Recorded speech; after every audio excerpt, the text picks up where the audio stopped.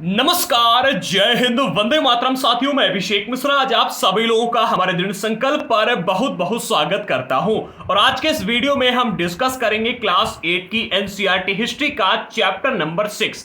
हमारे आज के इस चैप्टर का नाम है बुनकर, लोहा बनाने वाले और फैक्ट्री मालिक। देखो, हम जब भी बात करते हैं हमारे देश में प्राचीन काल में जो व्यापार हो रहे थे उनके संबंध में, तो हमारे दिमाग में आता है कि हमारे देश से मसालों के क्षेत्र में बहुत अधिक व्यापार होता था, हाथी दांतों का व्यापार होता था, बहुमूल्य पत्थरों का व्यापार होता था। लेकिन क्या आपको यह पता है कि हमारे देश में कपड़ों का भी बहुत अधिक व्यापार होता था? और छोटा मोटा नहीं, विदेशों के जो राजा महाराजा थे वो हमारे देश के कपड़ों को पहनते थे। सिर्फ इतना ही नहीं, विदेश के जो व्यापारी थे वो हमारे यहां के कपड़ों से बहुत परेशान हो चुके थे। विदेश के जो कपड़ा बनाने वाले लोग थे वो इतना परेशान हो चुके थे कि वो चाहते थे कि उनके देश में हमारे देश से गया हुआ कपड़े पर बैन लगा दिया जाए। आज के इस चैप्टर में हम इसी बात पर चर्चा करेंगे कि हमारे यहां पर जो कपड़ा बनाया जाता था इसकी विदेश में क्या मांग थी, यूरोप में क्या मांग थी, अन्य देशों में क्या मांग थी, अंग्रेजों ने इसका कैसे फायदा उठाया, एंड पूरे विश्व में कपड़ा व्यापार जो था इसमें भारत का क्या योगदान रहा, भारत का व्यापार कितने लेवल तक पहुंचा था, एंड इससे अंग्रेजों ने कैसे दबाया। एंड इसके अलावा जो आपको लौह इस्पात उद्योग मिलता है ये इसका उदय भारत में कैसे हुआ। हम ये भी देखें कि हमारे पर टीपू सुल्तान नाम का एक महान शासक हुआ था, उसकी एक जो तलवार थी उस तलवार की ताकत ये थी कि अगर आप उसके सामने एक लोहे का कवच पहन करके जाओ और वो तलवार आपके ऊपर चलाई जाए तो लोहे का कवच फाड़ के वो तलवार आपको घायल कर सकती थी। इस तलवार को बनाने के लिए जिस स्टील का प्रयोग किया गया था वो हमारे देश में पाई जाती थी। कौन सी स्टील थी, कहां पाई जाती थी, इसके बारे में भी जानकारियां प्राप्त करेंगे। देखो, अगर आप सभी लोगों को अभी तक नहीं पता है तो हम आपको बता दें कि हमारे चैनल पर एनसीईआरटी का स्पेशल कोर्स बिल्कुल फ्री में आप सभी लोगों के लिए निःशुल्क लाया गया है, जिसके सारे वीडियोस क्लास 6 से लेकर के 12 तक के आपको फ्री में प्रोवाइड किए जा रहे हैं। स्टैंडर्ड लेवल की क्लासेस हैं, तो अगर आप एनसीईआरटी को पढ़ना चाहते हैं तो पैसे खर्च करना बंद कीजिएगा। यहां पर आप हमारे चैनल पर बिल्कुल फ्री में एनसीईआरटी की सारी क्लासेस पा सकते हैं। कोर्स चल रहा है, भी चैनल को सब्सक्राइब करें, वीडियो को लाइक करें, शेयर करें और अभी के भी हमारे इस कोर्स को ज्वाइन करें। चलिए आगे बढ़ते हैं। हाँ, जिन लोगों ने अभी तक क्लास 6 से लेकर के 8 तक के आए हुए वीडियोस नहीं देखे हैं, डिस्क्रिप्शन बॉक्स में हमने प्लेलिस्ट दे दी, आप जाकर के उस प्लेलिस्ट के माध्यम से सारे वीडियोस देख सकते हैं। अब आगे बढ़ते हैं। देखो, हमने इस चैप्टर को दो पार्टों में डिवाइड किया। पहले पार्ट में हम ये देखें कि भारत का व्यापार कहां तक फैला था एंड भारत में किस किस तरह के कपड़े बनाए जाते थे, इसको अंग्रेजों ने किस प्रकार से लिया, जो हमारे यहां पर व्यापारी आए थे उन्होंने इसको किस नजर से देखा। एंड इसके अलावा पार्ट 2 में हम डिस्कस करेंगे कि भारतीय जो व्यापार था इसका पतन कैसे हुआ, आज के टाइम पर वो व्यापार इतना प्रमुख क्यों नहीं है। इसके अलावा हमारे यहां पर जो लौह इस्पात उद्योग का उदय हुआ था जिसमें टाटा स्टील वगैरह आती है, तो इसका उदय कैसे हुआ था इसके बारे में पार्ट 2 में डिस्कस करेंगे। ठीक है, तो सबसे पहला पॉइंट आपको मिलता है, चैप्टर के बारे में थोड़ी सी बेसिक जानकारी यहां पर दी गई है, एक बार देख लेते हैं। तो कहा जा रहा है कपड़ा और लौह इस्पात उद्योग दोनों ही उद्योग आधुनिक विश्व में औद्योगिक क्रांति की दृष्टि से बहुत ही महत्वपूर्ण थे। देखो, अगर हम बात करते हैं मध्यकाल की, तो मध्यकाल में क्या है कि नई नई क्षेत्रों में खोजें की जा रही थी, और खोजें जब की जा रही थी तो यहां पर लौह इस्पात उद्योग बहुत ही अधिक महत्वपूर्ण हो गया था, क्योंकि हर क्षेत्र में, जैसे कि आप रेलगाड़ी बनाने जा रहे हैं, रेल की पटरियां बिछाने जा रहे हैं तो इसमें लोहे का इस्तेमाल बहुत अधिक होता था।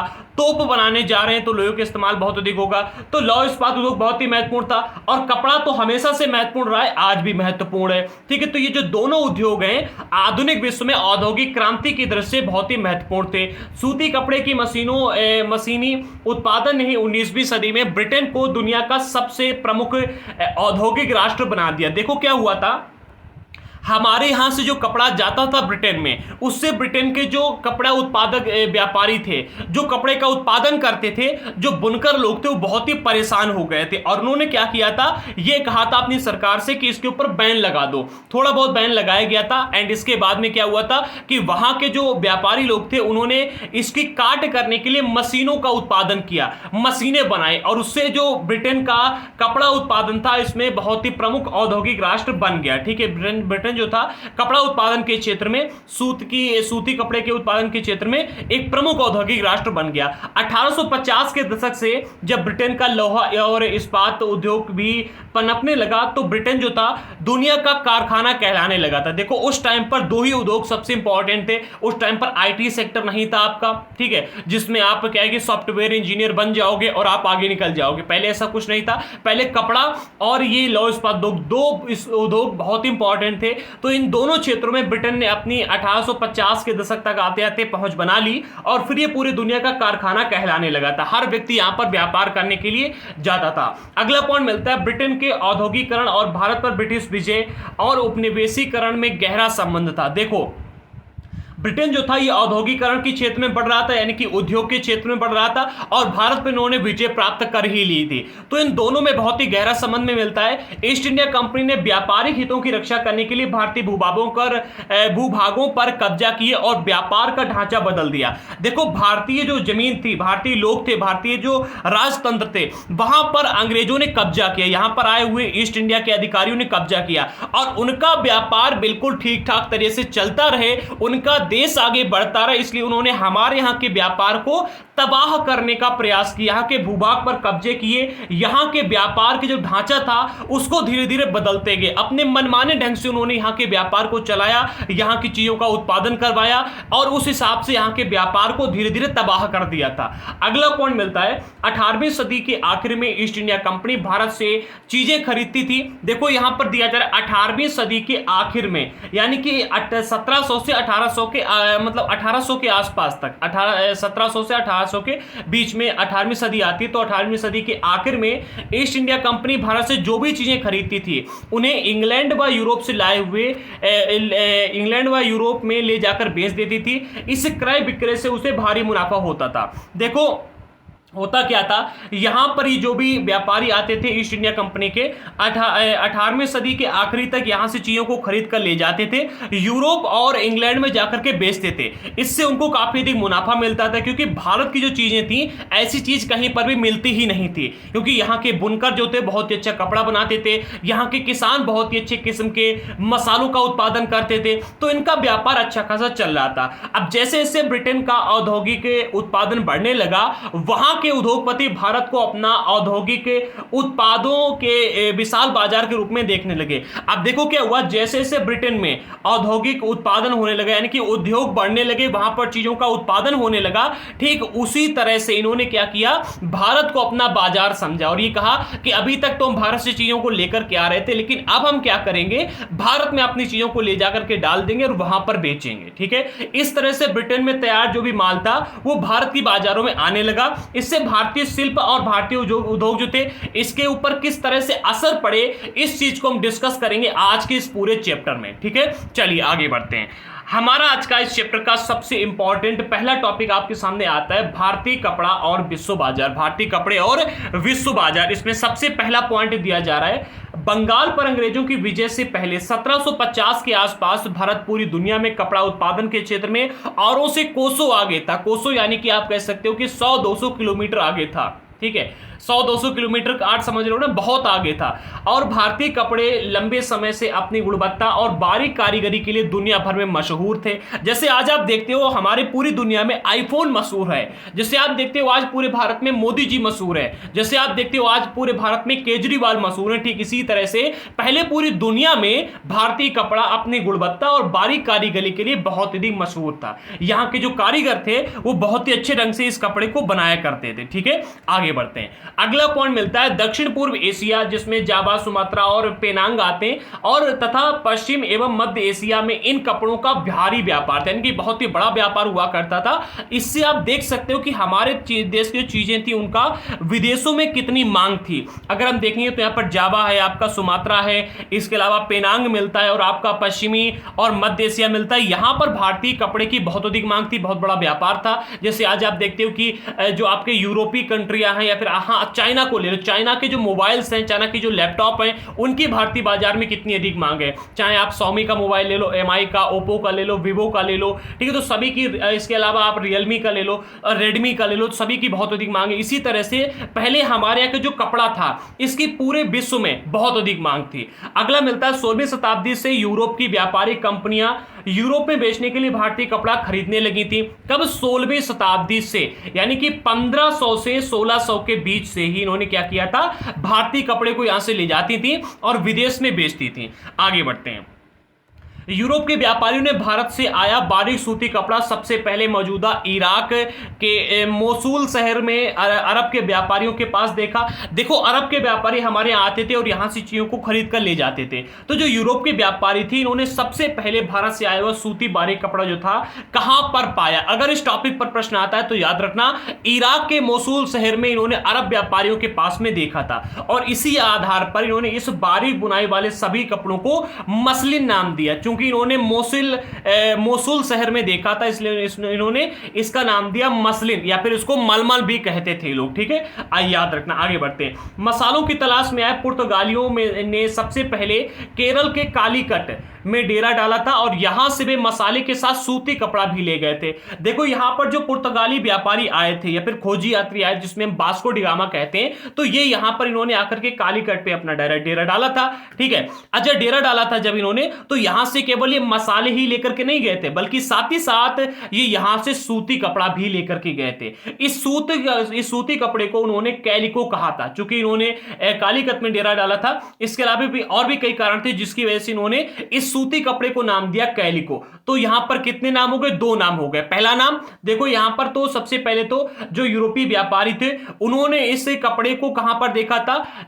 इराक के मोसूल शहर में एक अरब व्यापारियों के पास देखा था, ठीक है। तो इस आधार पर इन्होंने इस जो बारीक बुनाई वाला कपड़ा था, इसको मसलिन नाम दिया। दूसरे आधार पर जो यहां पर पुर्तगाली व्यापारी आए थे, इन्होंने यहां से जो सूती कपड़ा लेकर के इसका नाम दिया कैलिको, ठीक है। इस तरह से सूती कपड़े के प्रयोग किया जाने लगा। मतलब यहां से जो कि कैलिको कहा, जो कि बाद में हर तरह के सूती कपड़ों के लिए नाम प्रयुक्त किया जाने लगा था उनके द्वारा, ठीक है। पुर्तगाली व्यापारी इसको लेकर के गए थे और अपने यहां पर नाम दिया था कि ये कैलिको कपड़ा है, ठीक है। आज आप देखोगे कि आईफोन यहां पर आता है और उसको क्या है कि हम लोग बड़ा ही पसंद करते हैं, लोग किडनियों का बहाना बना करके बेचते हैं और मतलब क्या है कि लिया जाता है उसको। इसी तरह से जब ये यहां से इस कपड़े को लेकर गए तो इतनी ही पॉपुलैरिटी इन्होंने अपने भी देश में पाई थी और इसको नाम दिया था कैलिको, ठीक है। आगे बढ़ते हैं। एक ऑर्डर आया था यहां पर 1730 में, ब्रिटिश ईस्ट इंडिया कंपनी ने कलकत्ता स्थित अपने नुमाइंदों के पास भेजा था। कब? 1730 में। इस ऑर्डर के मुताबिक ऐसा कहा जा रहा है कि उस साल 5,89,000 5,89,000 थानों का ऑर्डर आया था। इतना कपड़ा आज आप देख सकते हो, ठीक है। इतने थानों का ऑर्डर आया था।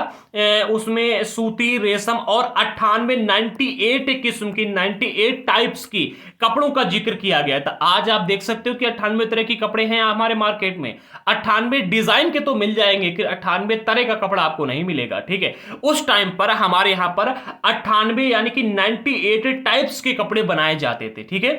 और यूरोपीय व्यापारी उन्हें पीस गुड्स कहते थे। क्या? पीस गुड्स कहते थे, जो कि आमतौर पर 20 गज लंबा और 1 गज चौड़ा होता था। देखो, जो यहां पर 5,98,000 थानों का ऑर्डर आया था, इनमें से अगर एक थान की बात करें तो एक थान को नाम दिया गया था पीस गुड, ठीक है। और इस एक थान की जो लंबाई और चौड़ाई होती थी, 20 गज लंबा होता था और 1 गज चौड़ा होता था। अब आप अपने घर पे जाओ और अपने माँ बाप से पूछना कि 20 गज लंबाई कितनी होती है और 1 गज चौड़ाई कितनी होती, आपको पता चल जाएगा। फिर आप गूगल पर टाइप कर सकते हो।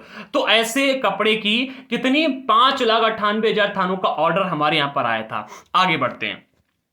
सामान मंगवाने के लिए कंपनी को 2 साल पहले ऑर्डर देना पड़ते थे, क्योंकि ऑर्डर को भारत भेजने और जरूरी कपड़ा बनवाने के लिए उन्हें जो तो और वापस भेजने के लिए उन्हें क्या है कि इतना टाइम तो लग ही जाता था, ठीक है। अब जैसे एक बात बताओ, आज के टाइम तो मोबाइल है, आप कोई अमेरिका में बैठा, आपने फोन लगाया, उससे बात की और मतलब जो भी है बात कर ली। लेकिन उस टाइम पर क्या था, ऑर्डर जो आता था ये नाव की सहायता से आता था, एक व्यक्ति लेकर के आता था, ठीक है। और जब ऑर्डर आया था इसके बाद में यहां पर जरूरी कपड़े को बनवाया भी जाता था, जो कपड़ा उपस्थित नहीं होता था। इसके बाद में उन्हें यहां से भिजवाया जाता था, तो भिजवाने में भी टाइम लगता था। जब कपड़े की थान जो थी लंदन में पहुंच जाती थी, तो वहां पर उसकी नीलामी करके उसे बेचा जाता था। आज भी देखो, इतना बड़ा व्यापार नहीं है इसकी नीलामी की जाए, लेकिन उस टाइम पर भारत को जो कपड़ा वहां जाता था उसकी नीलामी होती थी। इतनी अधिक वैल्यू थी हमारे यहाँ के कपड़े की, कहां पर, यूरोप में, या फिर हम बात करें कि हाँ यूरोप ही कह सकते हैं, मतलब यूरोप में सभी देश आ जाते हैं, तो वहां पर थोक में जिन कपड़ों का ऑर्डर दिया गया था उनमें छापेदार सूती कपड़े भी शामिल थे। उन्हें ये व्यापारी सिंटज, कोसा या फिर खस्सा कह सकते हो, ठीक है, और बंडाना कहते हैं, यानी कि अलग अलग टाइप के कपड़े, जिसमें से 3 कपड़ों को यहां पर दिया गया, एक है सिंट, एक है कोसा, एक है बंडाना। तो ऐसे कपड़ों का ऑर्डर दिया था।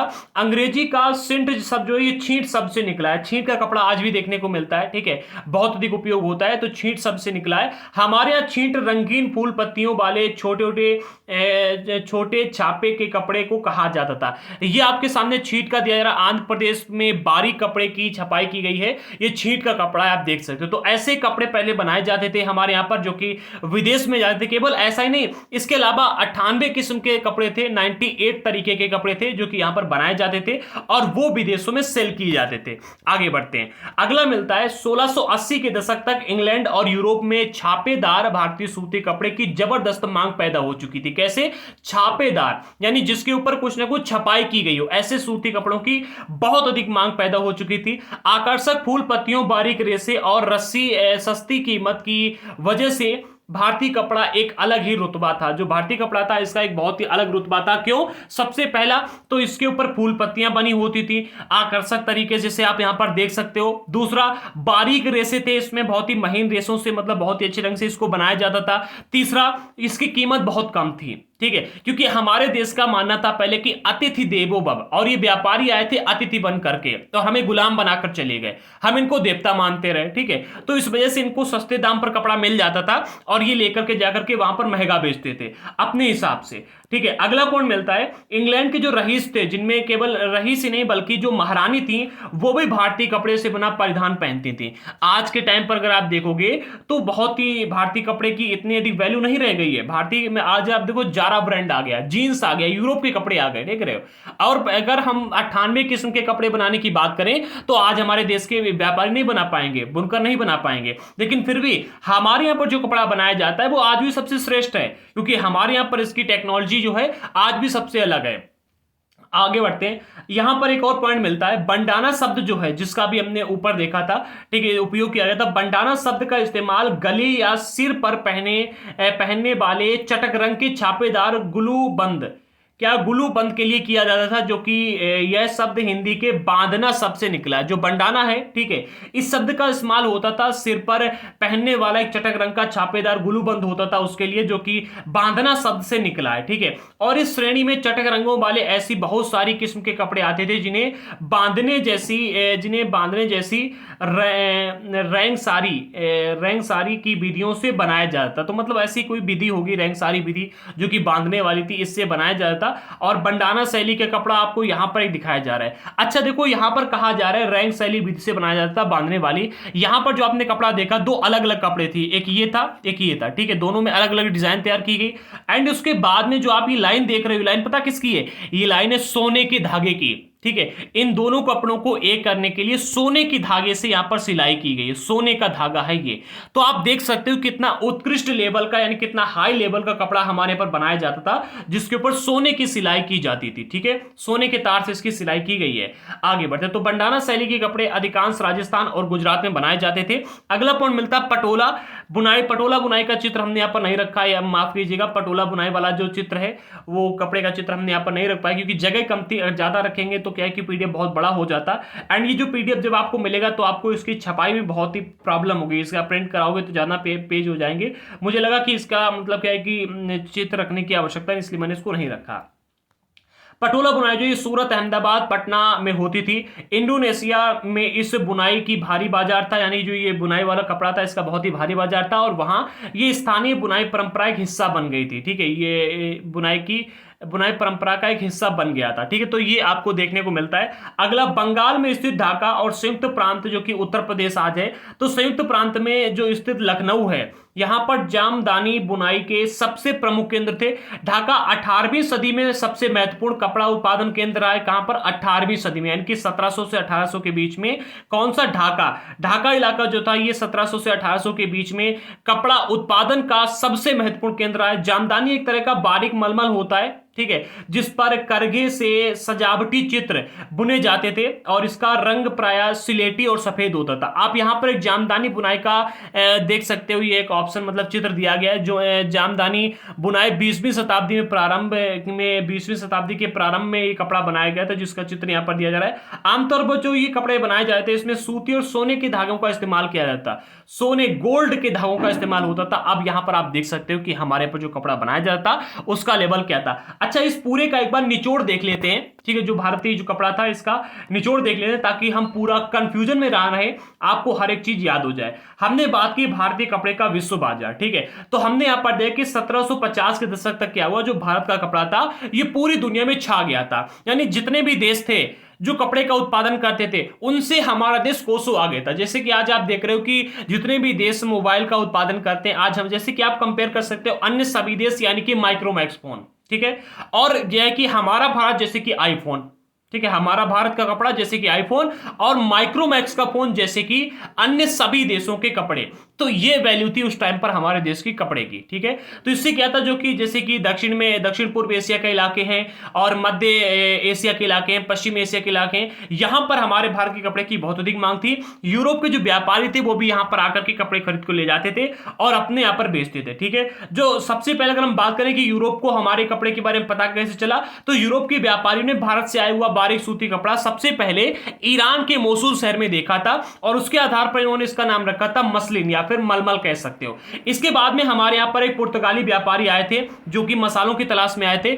इन्होंने यहां पर भारतीय सूती कपड़े को देखा और इसको अपने साथ ले गए और इसको नाम दिया कैलिको, जो कि बाद में सभी प्रकार के जो सूती कपड़े थे उनके लिए इस नाम का प्रयोग किया जाने लगा था, ठीक है। आगे बढ़ते हैं। हमने यहां पर यह भी देखा कि 1730 के दशक तक क्या हुआ था। 1730 के दशक में एक ऑर्डर आया था जो कि ईस्ट इंडिया कंपनी के ने कलकत्ता में से जो उनके नुमाइंदे यहाँ पर अधिकारी वगैरह बैठे थे उनके पास भेजा था, जिसमें 5,89,000 थानों का ऑर्डर दिया गया था। और अगर एक थान की बात करें तो एक थान की लंबाई होती थी पूरा 20 गज और चौड़ाई होती थी 1 गज, जो कि मतलब देखने को मिलता है। एक ऑर्डर का पन्ना मिला जो कि एनसीईआरटी में दिया गया, उस पन्ने में इसकी बात कही गई है, ठीक है। और 98 किस्म का जिक्र किया गया कि 98 तरीके के कपड़ों को उन्होंने मंगवाया था, ठीक है। अब जो भी ऑर्डर आते थे वो 2 साल पहले भेजे जाते थे और जैसे ऑर्डर पूरा होकर के वहां पर जाता था तो उसकी वहां पर नीलामी की जाती थी। आज भी देखो किसी चीज की नीलामी नहीं होती है, इतनी अधिक क्या है कि किसी चीज की वैल्यू नहीं है कि किसी भी प्रोडक्ट की आज नीलामी की जाए। आईफोन आज बहुत ही महंगा है और सभी की डिमांड रहती है, बट आईफोन की भी नीलामी नहीं होती है। आज जो कपड़ों में सबसे ऊपर ब्रांड आता है वो है जारा ब्रांड, ठीक है, और जारा ब्रांड के जो कपड़े आते हैं उनकी आज भी नीलामी नहीं होती है। आज भी किसी भी प्रोडक्ट की नीलामी नहीं होती है, बट पहले जो हमारे भारत का कपड़ा जब इंग्लैंड वगैरह में जाता था, यूरोप में जाता था, लंदन में जाता था, तो वहां पर इसकी नीलामी करके उसको बेचा जाता था, ठीक है। अब थोक में जो व्यापारी थे, ठीक है, थोक में इन कपड़ों को खरीदते थे और क्या है कि इनमें क्या है कि इससे अपने अलग अलग तरह के कपड़े बनाते थे, मतलब थान ले जाते थे, कपड़े काट देने की शर्ट पैंट ले गए, ठीक है। ऐसे कपड़े यहां पर नहीं बनाए जाते थे, यहां पर सीधा सीधा कपड़ा बनाया जाता था और इस कपड़े को काट करके वो लोग क्या करते थे, अपने अलग अलग तरीके से कपड़े बनाते थे, ठीक है, जो भी पहनना चाहते थे, शर्ट पैंट कोट या फिर धोती ब्लाउज जो भी बनाते थे, ठीक है, सभी बनाया करते थे। अब देखो जो भी यहां से कपड़े लेकर के जाते थे, जिसमें अगर हम बात करते हैं कि सूती कपड़ों की, तो इस सूती कपड़ों पर क्या है कि अलग तरह से छापेदार सूती कपड़े शामिल थे जिनको ले जाते थे, जिसमें से जो व्यापारी थे यहां पर सिंज, कोसा, बंडाना ऐसे ऐसे नाम दिए थे इन व्यापारियों ने यहाँ के कपड़ों को, ठीक है। अंग्रेजी शब्द जो सिंज है ये छींट से निकला है और छींट का एक कपड़ा आप यहां पर देख सकते हो, ठीक है। इसके अलावा 1680 के दशक में जो इंग्लैंड और यूरोपीय छापेदार भारतीय एक दशक तक इंग्लैंड और यूरोप में जो छापेदार भारतीय सूती कपड़ा था, इसकी इतनी जबरदस्त मांग थी कि वहां के जो कपड़े थे वो फीके पड़ गए थे और वहां के जो रईस लोग थे, केवल वही नहीं, इसके साथ ही वहां की जो महारानी थी वो भी हमारे यहाँ के कपड़े से बने हुए परिधान को पहनती थी। परिधान एक तरह का पहले ड्रेस होती थी जो वहां की महारानी वगैरह पहनती थी, तो यहाँ के द्वारा जो कपड़ा जाता था उसी से बनवाती थी परिधान और उसको पहना करती थी। इतनी अधिक डिमांड हो गई थी 1680 के दशक तक। इसके अलावा यहाँ पर आपको एक बंडाना शैली का कपड़ा देखने को मिल रहा है, बंडाना का कपड़ा देखने को मिल रहा है, ठीक है।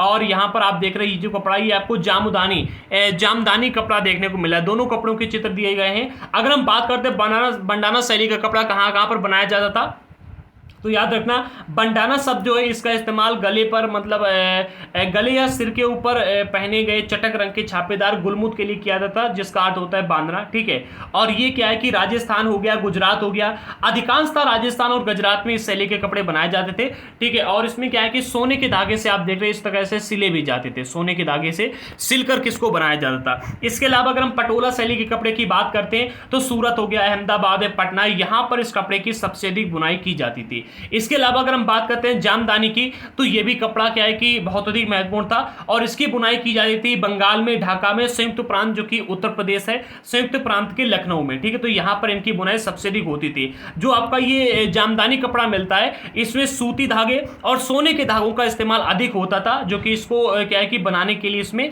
किया जाता। अब सोने के धागे का इस्तेमाल जिस कपड़े को बनाने के लिए किया जा रहा है, आप तो समझो कि उसकी वैल्यू क्या होगी। आगे बढ़ते हैं। यूरोपीय बाजारों में भारतीय कपड़ा किस तरह से छा गया था, इस चीज को यहां पर देखते हैं। तो सबसे पहला पॉइंट मिलता है 18वीं सदी की शुरुआत में यूरोप में भारतीय कपड़े की लोकप्रियता से इंग्लैंड के ऊन और रेशम के जो व्यापारी थे वो बेचैन हो गए थे। जैसे आप देखते हो आज के टाइम पर हमारे यहां पर मतलब जो विदेशी मोबाइल आता है, आप देख रहे हो जो चाइना के मोबाइल हैं, इसके अलावा जो अमेरिका के मोबाइल आईफोन वगैरह आता है, इससे हमारे देश की कंपनियां कितनी तरह से बेचैन है कि ये लोग व्यापार कर पा रहे हैं, हम नहीं कर पा रहे हैं। तो इसी तरह से ये लोग भी व्यापार बेचैन थे। जब बेचैन थे इन्होंने क्या किया, 1720 में ब्रिटिश सरकार के ऊपर दबाव डाला। ब्रिटिश सरकार ने इंग्लैंड में क्या किया, इंग्लैंड में छापेदार सूती कपड़े के इस्तेमाल पर पाबंदी लगा दी। इन्होंने कहा कि भाई छापेदार सूती कपड़ा अब यहां पर नहीं आएगा क्योंकि हमारे यहां के जो व्यापार है वो तबाह हो रहा है, इनको भी उठने दिया जाए। आज के टाइम पर मजाल कोई हमारा भारत देश ऐसा कर जाए। देखो आज क्या है कि जो यूरोपीय लोग हैं वो ऐसा करते ही रहते हैं। प्रेजेंट टाइम में आप देखो तो चाइना की एक कंपनी है हुआवेई, ठीक है, जो कि मोबाइल बनाती है और वो मोबाइल क्या है कि आईफोन को टक्कर दे रही थी, आईफोन से बेटर मोबाइल बनाने लगी थी। तो भाई यूरोप ने क्या किया, मतलब अमेरिका ने क्या किया, उस कंपनी पर इतनी अधिक पाबंदी लगा दी, इतने अधिक बैन लगा दिए कि वो मोबाइल कंपनी लगातार मतलब क्या है कि नीचे जा रही है, अब लगभग बंद ही होने वाली है। और इसी तरह से जब हमारा भारतीय कपड़ा इंग्लैंड में बहुत अधिक पॉपुलर हो रहा था और वहां का व्यापार तबाह होने लगा था, तब इन्होंने इसके ऊपर पाबंदी लगा दी। लेकिन क्या हमारे देश में ऐसा कभी हुआ है? जैसे कि आप देख रहे हो प्रेजेंट टाइम में विदेशी मोबाइल बहुत अधिक हमारे पर पॉपुलर है और हमारे यहाँ के मोबाइल नहीं है। जैसे कि आप देख रहे हो लावा हो गया, ठीक है, इसके अलावा हमारा ये माइक्रोमैक्स हो गया, ये पॉपुलर नहीं है। तो क्या ऐसा हो सकता है कि हमारे यहाँ भी विदेशी कंपनी के जो मोबाइल आ रहे हैं इनके ऊपर पाबंदी लगाई जाए? ऐसा तो नहीं करेंगे ना सरकार, ठीक है। तो ये उन लोगों ने किया था और आज भी वो लोग ऐसा कर रहे हैं, ठीक है। तो उन्होंने क्या किया, पाबंदी लगाने के लिए कानून पारित कर दिया। संयोग बस इस कानून को भी कैलिको अधिनियम कहा गया। अच्छा, कैलिको के अधिनियम के बारे में कौन कौन जानते हैं? कैलिको शब्द इसको हमने पहले भी इस्तेमाल किया है, अगर आप लोगों ने नहीं देखा है तो हम आपको बता दें, याद नहीं होगा आपको ना, थोड़ा सा क्या है कि कैलिको शब्द जो है ये इस्तेमाल किया गया था। पुर्तगाली जो यहाँ पर व्यापारी आए थे वो यहाँ से जो सूती कपड़ा लेकर के गए थे, इस सूती कपड़े को उन्होंने कैलिको कहा और बाद में जो जितने भी सूती कपड़े की किस्में थी उन सभी किस्मों के लिए कैलिको कहा गया, ठीक है। तो इन्होंने पाबंदी लगाई थी, इस पाबंदी को बाद में नाम दिया गया था कैलिको अधिनियम, नाम दिया गया था, याद रखना, ठीक है। कौन सा अधिनियम? कैलिको अधिनियम नाम दिया गया। उस समय इंग्लैंड में नए नए कपड़ा कारखाने खुल रहे थे। जब इस पर पाबंदी लगा दी गई तो नए नए कपड़ा कारखाने खुलने लगे। भारतीय कपड़ों के सामने लाचार अंग्रेज कपड़ा उत्पादक अपने देश में भारतीय कपड़ों के प्रवेश पर पूरी तरह से पाबंदी चाहते थे। देखो अभी क्या है कि अगर जो विदेश से हमारे पर मोबाइल वगैरह आ रहे हैं, जिसमें आप देखते हो कि जैसे कि आपका MI का मोबाइल आता है, रेडमी का है, पोको का है, ओप्पो का है, रियलमी का है, ठीक है, इसके अलावा वीवो का है, आईफोन है। तो इन सभी फोनों पर अगर पाबंदी लगा दी जाए तो जरा सोचो कि माइक्रोमैक्स का व्यापार कितना बढ़ जाएगा। एकदम से बढ़ेगा ना, क्योंकि हमारा भारतीय कपड़ा है, मतलब भारतीय मोबाइल है, भारतीय प्रोडक्ट है। इसी तरह से जो इंग्लैंड के व्यापारी थे वो ये चाहते थे कि अगर भारतीय कपड़े के ऊपर पूरी तरह से पाबंदी लगा दी जाए तो हमारा व्यापार बढ़ जाएगा, और अगर पाबंदी नहीं लगेगी तो जैसा हमारे यहाँ पर माइक्रोमैक्स की स्थिति है, ठीक इसी तरह से स्थिति वहां पर भी उनकी रहेगी। तो इसलिए चाहते थे कि पूरी तरह से पाबंदी लगा दी जाए ताकि इंग्लैंड में केवल उन्हीं का कपड़ा बिके।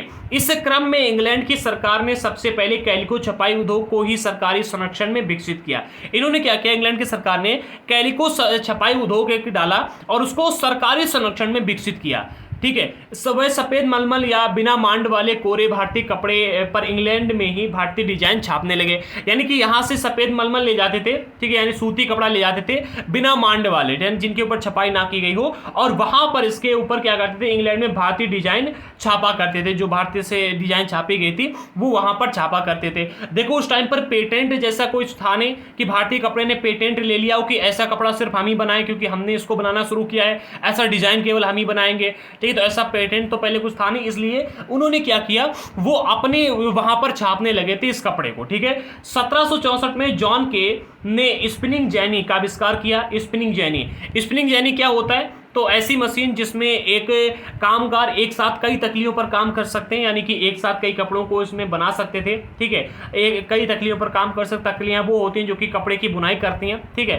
तो 1764 में जॉन के ने स्पिनिंग जेनी का आविष्कार किया, जिससे क्या हुआ, परंपरागत तकलियों की उत्पादकता काफी बढ़ गई। यानी कि जो उस टाइम पर तकलियों का उत्पादन हो रहा था उससे कई गुना उत्पादन बढ़ गया। 1786 में रिचर्ड आर्कराइट ने बांस पिंजन का आविष्कार किया, जिससे सूती कपड़े की बुनाई को क्रांतिकारी रूप में बदल दिया गया। देखो अभी तक क्या हमारे भारत में जो सूती कपड़े की बुनाई हो रही थी वो चरखा वगैरह से होती थी, ठीक है, मतलब जितने भी कपड़े बनाए जाते थे वो तकलियों से की जाती थी, ठीक है, तकलियों से की जाती थी, यानी कि यहाँ पर हाथों से कपड़े की बुनाई होती थी। लेकिन वहां पर क्या किया, इन्होंने टेक्नोलॉजी का आविष्कार किया। सबसे पहले स्पिनिंग जेनी का आविष्कार किया, जिससे कि एक साथ आप कई सारी तकलियों में उत्पादन कर सकते हो, ठीक है, यानी कि एक साथ कई सारी तकलीफों पर काम कर सकते हो। दूसरा इन्होंने बांस पिंजन का आविष्कार किया कि इन्होंने रिचर्ड आर्कराइट ने।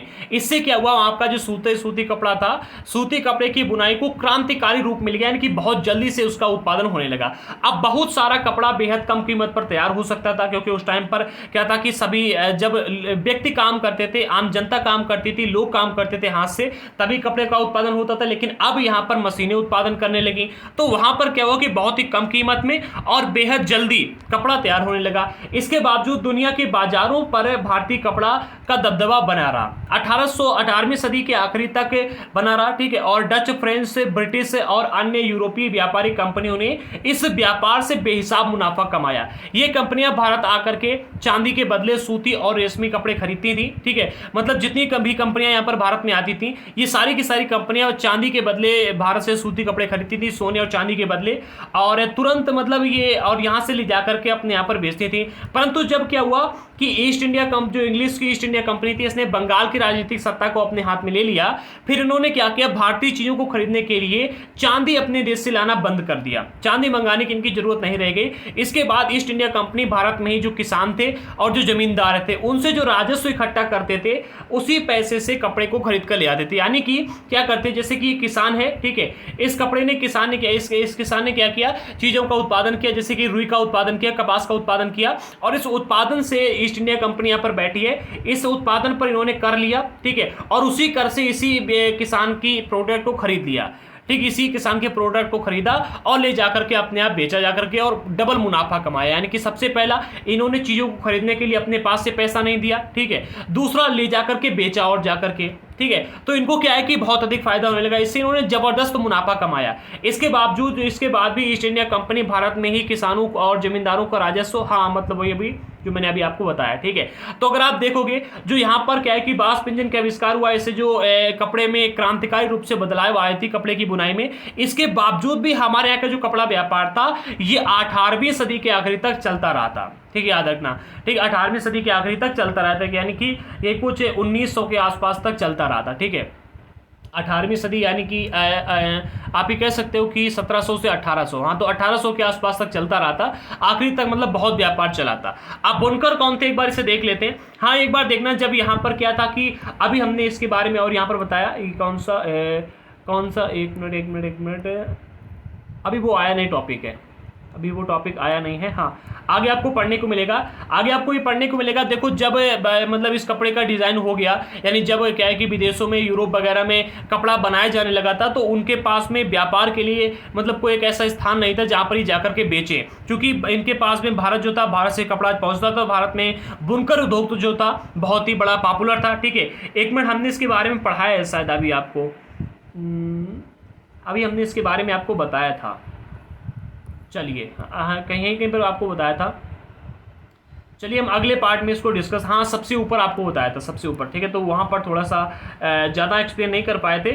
आगे बढ़ते हैं, हम इसको देखते हैं कि हाँ एक बार देख लेते हैं। जब इन्होंने इनके यहाँ टेक्नोलॉजी आ गई, जब ये मशीनों से कपड़ा बनाने लगे, तो इनके पास में एक सबसे बड़ी मजबूरी ये थी, मुसीबत ये थी कि इस कपड़े को बेचेंगे कहाँ पर, क्योंकि भारतीय जो कपड़ा था ये बहुत पॉपुलर था और पूरे भारत में फैला था। इसके अलावा यूरोप में भी इस कपड़े की बहुत बड़ी डिमांड थी। तो ये कपड़ा कहाँ पर बेचें, इनके लिए सबसे बड़ा व्यापार का केंद्र भारत ही था, क्योंकि भारत पर इन्होंने कब्जा करके रखा था। इन्होंने क्या किया, भारतीय कपड़े व्यापार को, बाजार को तबाह किया, ठीक है, और यहाँ पर यूरोप से लाए हुए कपड़ों को सस्ती कीमत पर, यानी कि बहुत कम कीमत पर आकर के बेचने लगे। और भारतीय कपड़ा हाथ से बनाया जाता है, इसलिए इसकी कीमत ज्यादा थी, और वो मशीनों से बना करके लाते थे, इसलिए उनकी कीमत कम थी। तो उसने क्या किया, भारतीय कपड़े की जगह ले ली, और यहाँ का जो मार्केट था वो फुल हो गया था यूरोपीय कपड़ों से, ठीक है। तो इसके बारे में हम आगे पढ़ेंगे कि भारतीय का व्यापार कैसे तबाह किया गया इस लिस्ट में। तो यहाँ पर अब हम बात करते हैं बुनकर कौन थे, यानी कि हमारे यहाँ पर जो कपड़े बनाने वाले लोग थे ये कौन थे। बुनकर आमतौर पर बुनाई का काम करने वाले समुदाय की एक के ही कारीगर थे। देखो क्या था, उस टाइम पर हमारे यहाँ पर जाति व्यवस्था चलती थी, और जाति व्यवस्था की वजह से पिता का कार्य जो होता था वो पुत्र लेता था, और इस पुत्र का कार्य इसका पुत्र लेता था, इस पुत्र का कार्य इसका पुत्र लेता था। तो सपोज दैट कि इसने कोई एक नई टेक्नोलॉजी का आविष्कार किया, उसने इसे दे दिया। अब इसी टेक्नोलॉजी में इसने क्या किया, बचपन से इसके बारे में पढ़ता आ रहा है, ठीक है, समझता आ रहा है, इसने बड़े होते होते इसको और अधिक अच्छा कर दिया, फिर इसने इसे दे दिया, ये भी बचपन से यानी कि 5 साल की उम्र से वही करता आ रहा है। तो उसमें क्या है कि ये लोग बहुत ही निपुण थे। इनकी जो, जैसे कि आप देखते हो कोई, अगर आप कोई काम बचपन से करते आओ, ठीक है, जैसे कि आप 5 साल की उम्र में कोई काम करना शुरू कर दो, ठीक है, और जब तक आप 30 साल के हो गए तो उस क्षेत्र में आपका हाथ इतना अधिक अच्छा हो जाएगा कि आप वो काम आंख बंद करके भी कर सकते हो, ठीक है। जैसे कि आप खाना खाते हो, ठीक है, खाना खाते हो बचपन से, तो आपकी अगर आंखें बंद हो, ठीक है, तो भी आप अपना और डायरेक्ट मुंह में ही लेकर के जाओगे। कोल्ड ड्रिंक आपके हाथ में हो, ठीक है, और आपको पीना है कि मतलब बचपन से अगर पीते आ रहे हो तो आपका वो हाथ डायरेक्ट मुंह के पास ही जाएगा, ठीक है। तो ये मतलब होता है कि अगर हम बचपन से कोई काम करते आ रहे हैं तो उसके क्षेत्र में निपुण हो जाते हैं। तो यहाँ पर पीढ़ी दर पीढ़ी क्या होता था, ये अपने समुदाय के लोग जो थे काम करते थे तो ये बहुत ही कुशल हो गए थे, ठीक, वही कहा जा रहा है, पीढ़ी दर पीढ़ी इन हुनर को आगे बढ़ाते थे। बंगाल के तांती, उत्तर भारत के जुलाहे, मोमिल और दक्षिण भारत के साले, कैकोलार तथा देवांग समुदाय बुनकरी के लिए बहुत प्रसिद्ध थे। याद रखना, यहाँ पर आपको एक चित्र दिखाया जा रहा है, ये बंगाल का एक तांती बुनकर है जिसका चित्र दिया गया है इस चैप्टर में, मतलब इसका चित्र दिया गया था, एक विदेशी चित्रकार के द्वारा इसको बनाया गया था। तो याद रखना ये बंगाल का एक तांती बुनकर है जिसका एक चित्र यहाँ पर दिया गया है। याद रखना, देखो उस टाइम पर क्या था, जैसे कि हम ब्राह्मणों की बात करते हैं तो ब्राह्मणों का जो बेटा होता था वो आगे चल करके या तो टीचर बनता था या तो जाकर के पुजारी बनता था। तो वो बचपन से ही छोटे से क्या करता था, इनके बारे में पढ़ता था, सीखता था, और बड़ा होकर के उसमें बहुत ही अच्छे काम करते थे। इसी तरह से जो मतलब बुनकर थे वो भी बचपन से काम करते आते थे। तो इन्होंने क्या किया था, हमारे के जो ये बुनकर लोग थे इनका हाथ इतना अधिक अच्छा था कि इनके आगे कोई भी यूरोप का व्यापारी टिक नहीं पाता था। इसलिए उन्होंने जब मशीनों का आविष्कार किया और अपनी चीजों को सस्ती कीमत पर बेचना शुरू किया, तभी इन्होंने टक्कर दे पाई। आगे बढ़ते हैं। हाँ, सूत काटना कपड़ा उत्पादन का सबसे पहला चरण था। ये जो काम था अधिकांश महिलाएं करती थी पहले, और चरखा और तकली घर घर होते थे। चरखा और जो तकली थी ये हर घर में पहले मिल जाते थे आपको। ज़्यादातर जो समुदाय में बुनाई का काम था वो पुरुष करते थे। याद रखना, सूत की कताई का काम करती थी महिलाएं अधिकतर, ठीक है, सूत काटना, और जो कपड़े की बुनाई का काम होते थे, ठीक है, वो पुरुष किया करते थे। रंगीन कपड़ा जो होता था, रंगीन कपड़े के लिए रंगरेज थे। रंगरेज इस धागे को रंग देते थे। पहले देखो हर एक काम के लिए अलग अलग लोग होते थे। रंगीन कपड़ों को रंगने के लिए रंगरेज के पास जाना पड़ता था, ठीक है। सूत कताई का काम करते थे महिलाएं, सूत की बुनाई का काम करते थे पुरुष, ठीक है। इसके अलावा छपाई और कपड़ा बनाने के लिए बुनकर को चिप्पीगर नामक माहिर कारीगर के पास जाना पड़ता था, ठीक है। माहिर कारीगर होते थे जिनको चिप्पीगर कहते थे, ठीक है, छपाई के लिए, कपड़ा की छपाई के लिए। अब जो ये चिप्पीगर होते थे ये क्या करते थे, ठप्पे से छपाई करते। जैसे आजकल आप लोग देखते हो कहीं कहीं क्या होता है, जब मेला लगा होता है तो वहां पर आप जाओगे, आप देखोगे कि लकड़ी के ऊपर मतलब कुछ आकृति बनी होती है, और उससे ही लोग क्या करते थे कि हाथ के ऊपर मेहंदी वगैरह की छपाई कर देते हैं, ठीक है। आज आपने देखा होगा कि बॉडी पर कुछ ना कुछ बना करके हनुमान जी की मूर्ति बना करके लोग घूमते हैं, और भी कई तरह से होती है। तो चिप्पीगार लोग होते हैं जो कपड़े के ऊपर ठप्पे से छपाई किया करते थे। हथकरघों पर होने वाली बुनाई और उससे जुड़े व्यवसायों से लाखों भारतीयों की रोजी रोटी चलती थी, और जब भारतीय विदेशी कपड़ा यहाँ पर आ गया तो इनकी रोजी रोटी धीरे धीरे बंद होने लगी थी। आगे बढ़ते अब एक लास्ट टॉपिक और आ गया है पार्ट 1 का, इसे और देख लेते हैं। 18वीं सदी सदी के आखिर में बुनाई के मुख्य केंद्र कहाँ कहाँ पर थे, एक बार देख लेते हैं। यहाँ पर चित्र के माध्यम से भी समझेंगे।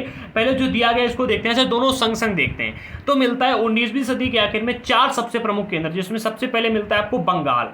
ठीक है, बंगाल सबसे महत्वपूर्ण केंद्र था, जो कि आपको यहां पर देखने को मिलता है। ठीक है, बंगाल, ठीक है, यहां पर देखने को मिलता है। बंगाल सबसे महत्वपूर्ण केंद्रों में से एक था। डेल्टा के असंख्य नदियों से सटे बंगाल के उत्पादन केंद्र अपना माल दूर दूर तक आसानी से बेच सकते थे। और याद रखें कि 19वीं सदी के प्रारंभ में रेलवे लाइन नहीं बिछी हुई थी। ठीक है, इसकी शुरुआत नहीं हुई थी और सड़कें भी नहीं बनी हुई थी। तो उस टाइम पर क्या था कि ये डेल्टा वाले इलाके, यानी नदियों के रास्ते से ये डेल्टा वाले इलाके में पड़ता था। वहां पर क्या है कि आप देखो तो सुंदरबन डेल्टा पड़ता है, तो वहां पर क्या है कि डेल्टा वाले इलाके से ये कपड़े को दूर दूर तक आसानी से बेच सकते थे। इसलिए यहाँ पर कपड़े का उत्पादन भी बड़ी मात्रा में होता था और यहाँ से कपड़े का व्यापार भी बड़ी मात्रा में होता था। दूसरा मिलता है पूर्वी बंगाल, जो कि आज बांग्लादेश है। ठीक है, बांग्लादेश वाला इलाका जो है, जहां पर ढाका आपको मिलता है, ये वाला इलाका। ठीक है, तो पूर्वी बंगाल जो कि अब ढाका मतलब बांग्लादेश है, यहाँ पर स्थित ढाका 18वीं सदी में सबसे महत्वपूर्ण कपड़ा का उत्पादन केंद्र था।